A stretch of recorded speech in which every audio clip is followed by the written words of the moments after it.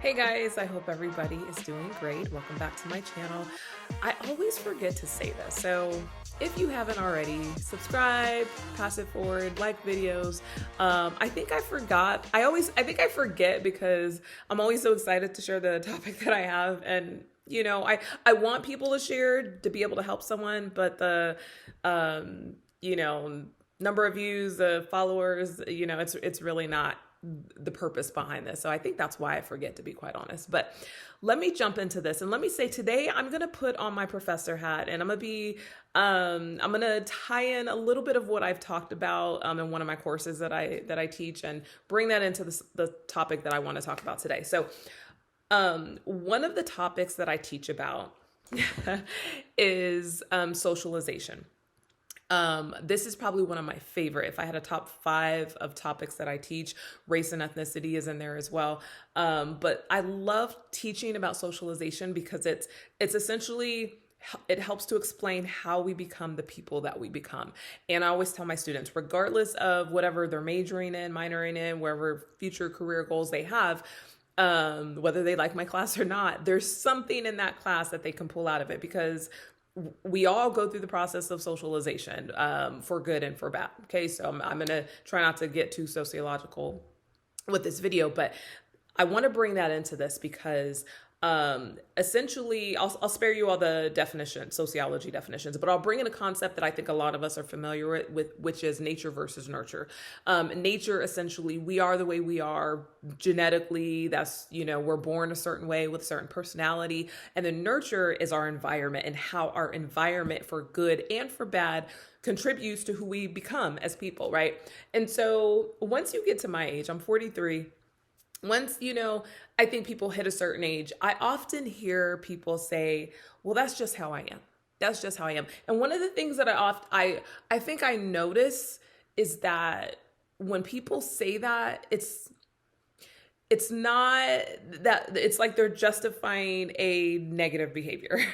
That's just how I am. That's just how I've always been. Okay. And so I'm going to give you the title of my video today. And I've entitled this Undo It. Okay. Because so there's, like I've often said on my videos, there's the faith part of me, which really trumps everything. But then there's the sociological, sciencey part of me. And I often, with my channel, bring those two worlds together. Right. And so a common scripture that, many people of faith know is that I am fearfully and wonderfully made. And being an individual who says that is just how I am, and bringing that into I am fearfully and wonderfully made, it's almost like oil and water. It's like they don't go together, right? To be fearfully and wonderfully made just means, there's something unique and wonderful and positive about the characteristics and personality that God has given you, right? And we have to step into that. But unfortunately, I'm a realist too. Life happens, right? Life happens, and life can make us cynical. It can make us bitter. It can make us angry. It can make us, so many things, right? So often I feel like people will, it is not even just older people, sometimes younger people too, right? Will say, this is just how I am. This is just how life is. It just is, right? And I understand that. I promise you, I do understand that. I teach it for a living. I teach about society and structures and all the bad things in life that can contribute to our lives, especially as groups of people, right? But here's my thing for you today. If there is something that is in your life that maybe is causing some issues, okay? And I'm gonna speak vaguely because everybody goes through different things, right? Everybody is in different seasons and spaces. I have students who watch my video. I have, older people who watch my video, and everybody in the middle, right? So everybody is in a different season of life. So this is like a self-reflection day. What is that thing, or what is it in your life that you have found yourself saying, this is just how I am, but the residual effect is something negative. Something negative is attached to that, right? This is just how I am. Because essentially it's like when somebody says that, they're saying that I'm not going to change. we all could use some change. All of us, myself included. Self-reflection is good. Time alone is good, to be able to really tap into yourself and say, what aspects of my life do I need to kind of work on? What areas of my life are causing some issues? And then how do I fix it? The solution is to undo it. Now, why did I bring in the whole socialization and all of that sort of stuff, right? A lot of times, yes, how we were raised, our environments that we grew up in, that we lived in, and all of those certain things, they contribute to who we become as people, for good, for bad, for negative, for positive, for all of those things, right?